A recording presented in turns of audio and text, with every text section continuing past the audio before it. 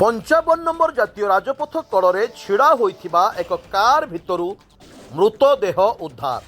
अनुगुल जिला बंरपाल थाना अंतर्गत गड़संत्री पंचायत दे जाइथिबा 55 नंबर नूतन बाईपास जातीय राजपथ गड़संत्री निकटरे रास्ता कड़े छिड़ा होइथिबा एक कार भितरु मृतदेह उद्धार करिछि पुलिस। पुलिसर सूचना मुताबक सकाळ प्राय 11टा समय ग्राम पंचायतर सरपंचଙ୍କ ठारू सूचना पाइबा परे रास्ता पार्श्वरे एक मारुति सुजुकी कार छिड़ा होइथिला बेले जड़े व्यक्ति रक्ताक्त अवस्था भितरे पड़ी रही। पुलिस सब इन्स्पेक्टर घटनास्थल में पहुंची सरपंच और ग्रामवासी उपस्थित कार काच भांगी मृतदेह उद्धार करथिले।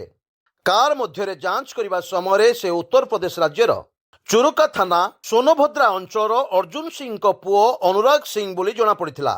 अनुराग सिंह उत्तर प्रदेश बार काउंसिल जड़े सदस्य बोली मध्य जना पड़िथिला। से पुरी जाई फेरिबा समय एपरी अघटनर शिकार होइछंती बोली पुलिस पक्षरु परिवार लोकंकु सूचना देवा सहित मृतदेह को जिला चिकित्सालय शव व्यवच्छेद गृह संरक्षित निमंते पठाई दिया जाइछि। परिवार लोके आसी पहुंचीबा परे व्यवच्छेद रिपोर्ट आसीबा परे घटनार सत्यासत्य जना पड़िबो बोली कहिछंती।